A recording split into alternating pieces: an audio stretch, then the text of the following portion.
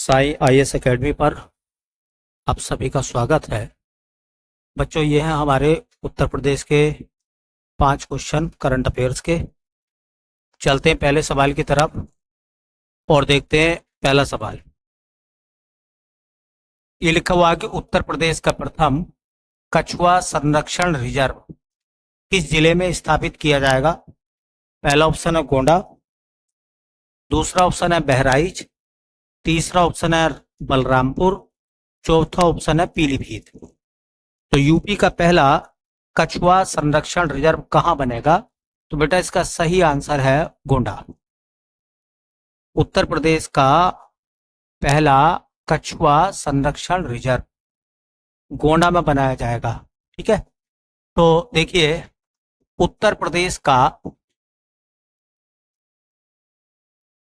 प्रथम कछुआ संरक्षण रिजर्व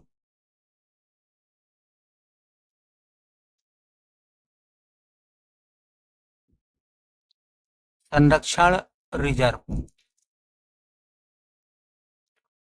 यूपी का प्रथम कछुआ संरक्षण रिजर्व। अब सवाल ये पूछा जाएगा, देखिए कि किस जिले में बनेगा? तो जिले का नाम तो हो जाएगा गोंडा। अगर वो पूछता है किस जिले में बनेगा, तो बेटा जिला हो जाएगा हमारा गोंडा। ठीक है, पहला सवाल। दूसरा सवाल ये पूछा जाएगा यहां से कि किस नदी में बनाया जाएगा? तो नदी का नाम है सरजू नदी।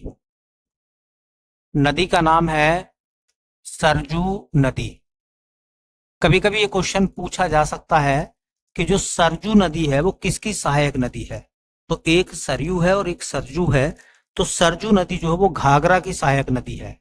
घाघरा की सहायक नदी, घाघरा की सहायक नदी, घाघरा की सहायक नदी सरजू नदी है। उसी के आसपास इसको बनाया जाएगा। ये जो सरजू नदी है इसके बारे में बताया जाता है कि कछुओं की 9 प्रजातियों का घर है ये। यहाँ पर कछुओं की 9 प्रजाति पाई जाती है। तो इस सरजू नदी में ये बताया जाता है कि भैया इसमें कछुओं की 9 प्रजातियां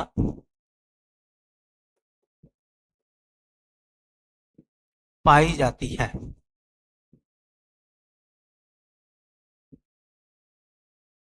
कितनी?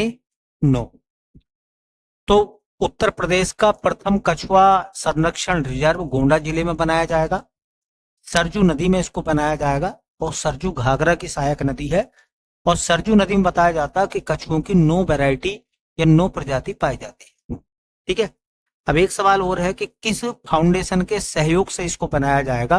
तो किसकी मदद से इसको बनाया जाएगा? किसकी मदद से इसको बनाया जाएगा? तो उसका नाम है टर्टर टर्टल सर्वाइकल टर्टल सर्वाइकल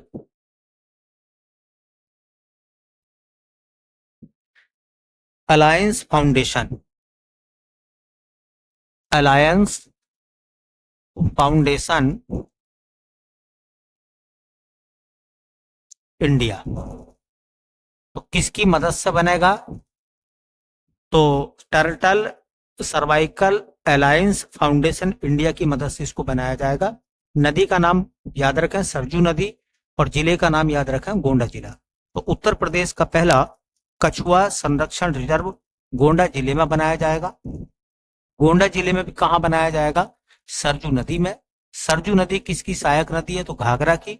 और सरजू नदी कछुओं की 9 प्रजातियों के लिए फेमस है। Turtle Survival Alliance Foundation India की मदद से इसको बनाया जाएगा। तो इसका सवाल का जवाब मिला भैया हमें गोंडा, ऑप्शन नंबर ए। चलिए आज का दूसरा सवाल देखते हैं क्या है।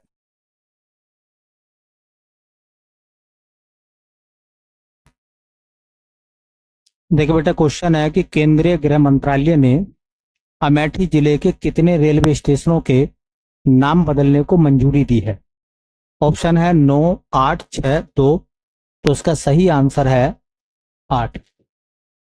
सही आंसर है इसका बेटा 8। सही आंसर है 8। तो अमेठी जिले के कितने रेलवे स्टेशनों के नाम बदलने की बात कही है? 8। ठीक है। तो कौन कौन से हैं वो?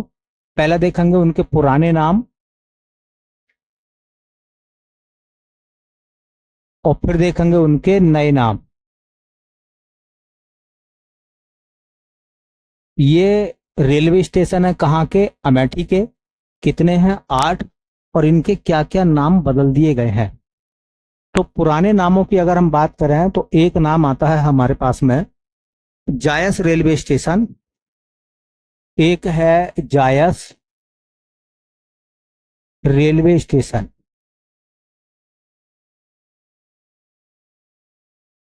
जायस रेलवे स्टेशन का जो नया नाम है, गुरु गोरखनाथ धाम। गुरु गोरखनाथ धाम। एक है कासिमपुर हाल्ट।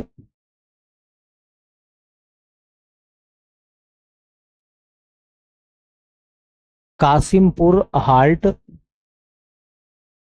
और इसका जो नया नाम है वो है जाया सिटी।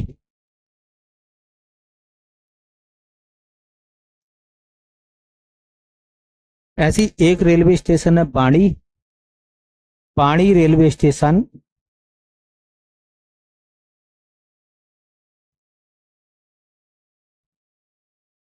और बेटा बाणी रेलवे स्टेशन का नया नाम है स्वामी परमहंस। स्वामी परमहंस। ऐसी एक रेलवे स्टेशन का नाम है मिसरोली रेलवे स्टेशन।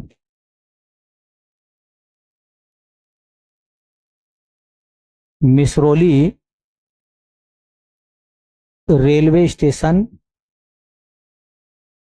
इसका नाम रखा गया है मां कालीकन धाम।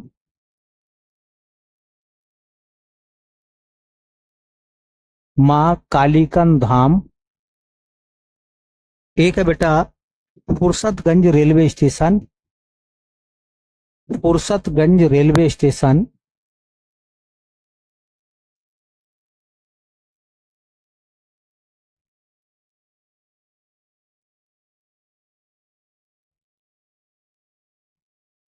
इसका नाम क्या रखा गया है? इसका नाम रखा गया है तपेश्वर नाथ धाम। तपेश्वर नाथ धाम। एक रेलवे स्टेशन है उसका नाम है निहालगढ़ रेलवे स्टेशन। एक है निहालगढ़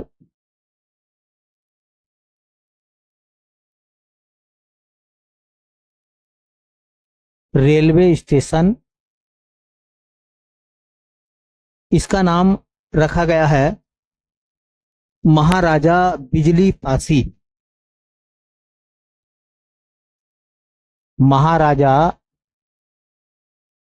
बिजली पासी। एक है बेटा अकबरगंज रेलवे स्टेशन।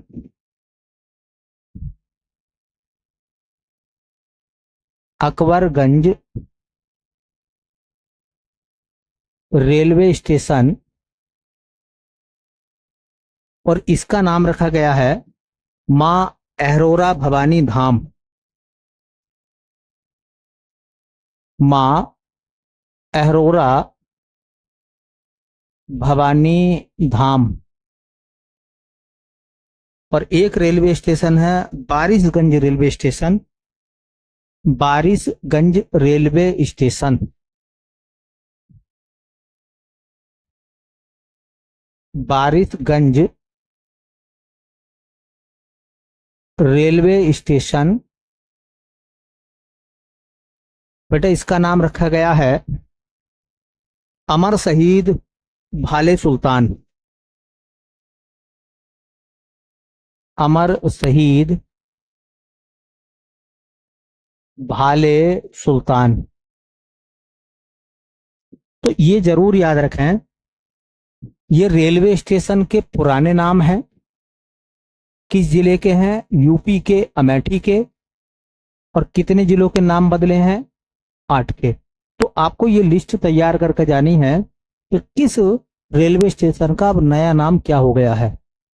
तो जायस रेलवे स्टेशन को जाना जाएगा अब गुरु गोरखनाथ धाम के नाम से। कासिमपुर हाल्ट को जाना जाएगा जायस सिटी के नाम से। बाणी रेलवे स्टेशन को जाना जाएगा स्वामी परमहंस के नाम से। मिसरौली रेलवे स्टेशन को जाना जाएगा मां कालीकन धाम के नाम से। फुर्सतगंज रेलवे स्टेशन को जाना जाएगा तपेश्वर नाथ धाम के नाम से। निहालगढ़ रेलवे स्टेशन को जाना जाएगा महाराजा बिजली पासी के नाम से। अकबरगंज रेलवे स्टेशन को जाना जाएगा मां अहरोरा भवानी धाम के नाम से। बारिशगंज रेलवे स्टेशन को जाना जाएगा अमर शहीद भाले सुल्तान के नाम से। तो ये 8 रेलवे स्टेशन के नाम जो है बदले गए यूपी में। ठीक है, जिले का नाम जरूर याद रखें, मेरठ, सॉरी अमेठी। चलते हैं इसके बाद में नेक्स्ट क्वेश्चन की तरफ, और अगला सवाल है हमारा ये क्वेश्चन नंबर देखिए तीसरा। अल्टीमेट फाइटिंग चैंपियनशिप यूएफसी जीतने वाली प्रथम भारतीय महिला पूजा तोमर उत्तर प्रदेश के किस जिले की है। UFC ultimate fighting championship UFC पहली बार किसी भारत की महिला ने जीती है, उनका नाम है पूजा तोमर। वो किस जिले की रहने वाली हैं। मेरठ, आगरा, सहारनपुर, और डी ऑप्शन में मुजफ्फरनगर। तो सही आंसर है बेटा option number D, Muzaffarnagar. Muzaffarnagar की रहने वाली हैं वो, नाम है उनका पूजा तोमर। पूजा तोमर। तो इनसे संबंधित सवाल अगर एग्जामिनर मालूम करेगा तो पहला तो यही मालूम करेगा कि उनका होम डिस्ट्रिक्ट कौन सा है, जिला। तो मुजफ्फरनगर।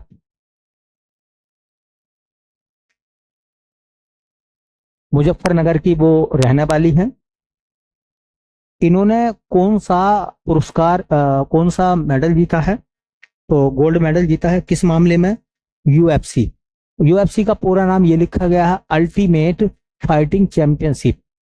तो रिकॉर्ड क्या है देखिए इनके नाम। ठीक है, तो ये यूएफसी जीतने वाली प्रथम भारतीय महिला है। अब चूंकि भारत की पहली है तो यूपी की पहली हो जाएंगी, है ना। तो उत्तर प्रदेश के मुजफ्फरनगर से आती हैं पूजा तोमर। इन्होंने किसको हराया था यूएफसी में, अल्टीमेट फाइटिंग चैंपियनशिप में किसको हराया है, तो ब्राजील की रेयान डोस सैंटोस को हराया है। तो इन्होंने किसे हराया था, तो इन्होंने हराया था किसको, तो उनका नाम है रेयान डोस सैंटोस। कहाँ की हैं ये, ब्राजील की। तो ब्राजील की खिलाड़ी रेयान डोस सैंटोस को हराकर यूएफसी पहली बार जीता है किसी भारतीय महिला ने, उनका नाम है पूजा तोमर। बस याद रखना है कि पूजा तोमर जो है वो उत्तर प्रदेश के किस जिले की रहने वाली है। तो जिले का नाम हो जाएगा बेटा मुजफ्फरनगर।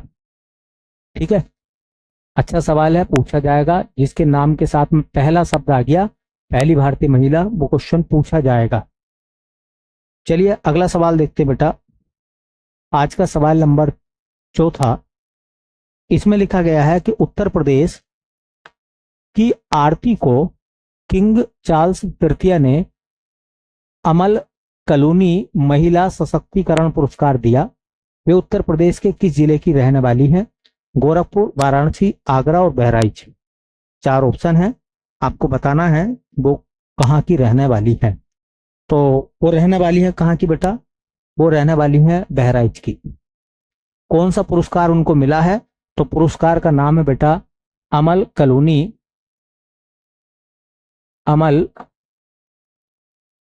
कलोनी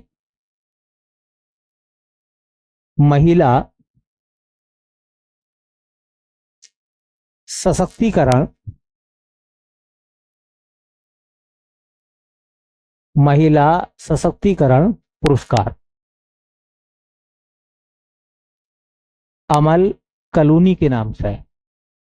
महिला सशक्तिकरण पुरस्कार जो है वो दिया गया है। अब क्वेश्चन बनेगा कि ये पुरस्कार कौन सा देश देता है, तो देश देता है इंग्लैंड या ब्रिटेन, है ना। ब्रिटेन की राजधानी जो लंदन है, वहां पर पैलेस है जहां राजा रहते हैं वहां के, उनका नाम, पैलेस का नाम है बकिंघम पैलेस। तो बकिंघम पैलेस के द्वारा दिया जाता है। ये ब्रिटेन के राजा का आवास है, ठीक है, बकिंघम पैलेस। ब्रिटेन के इस समय राजा कौन है जिन्होंने इनको दिया है पुरस्कार, तो उनका नाम है चार्ल्स तृतीय। ये पुरस्कार किसको दिया गया है, तो मैंने बताया पुरस्कार मिला है आरती को, और आरती कहां की रहने वाली है, बहराइच की, ठीक है। और ये कौन है, आरती जो है वो है ई रिक्शा चालक, ई रिक्शा चालक। आपको पता होगा उनको ई रिक्शा मिला था मिशन शक्ति के तहत। मिशन शक्ति अभियान को यूपी सरकार ने चलाया था सन 2020 में। थोड़ा इसको देखिए आप, सन 2020 में उत्तर प्रदेश की सरकार ने महिलाओं के सशक्तिकरण के लिए एक मिशन चलाया था, उसका नाम था मिशन शक्ति। तो ये भी पूछ सकते हैं मिशन शक्ति को यूपी गवर्नमेंट ने कब शुरू करा था, सन 2020 में। इसी मिशन शक्ति के तहत जो है उन्होंने पिंक ई रिक्शा लिया था, और वो पिंक ई रिक्शा उन्होंने चलाया, ठीक है। और चलाने के बाद में और महिलाओं को भी प्रेरित करा इस काम के लिए, सशक्त होने के लिए। इस काम के लिए उनको ब्रिटेन के राजा चार्ल्स तृतीय ने बकिंघम पैलेस बुलाया और उनको अमूल कलूनी महिला सशक्तिकरण पुरस्कार दिया, ठीक है। तो याद रखेंगे किसको मिला है, आरती को, और वो कहाँ की रहने वाली है, तो ऑप्शन है बहराइच, ठीक है। चलिए आज का पांचवा और आखिरी सवाल। पांचवा और आखिरी सवाल कुछ इस प्रकार से है, कह रहे हैं कि निम्नलिखित में से कौन सा जिला उत्तर प्रदेश रक्षा प्रौद्योगिकी, रक्षा औद्योगिक गलियारे का हिस्सा है, सॉरी हिस्सा नहीं है। उत्तर प्रदेश रक्षा औद्योगिक गलियारे का हिस्सा नहीं है। लखनऊ, झांसी, गोरखपुर और चित्रकूट। तो बेटा इसका सही आंसर है गोरखपुर, जो कि हाँ रक्षा गलियारे का हिस्सा नहीं है। तो उत्तर प्रदेश रक्षा औद्योगिक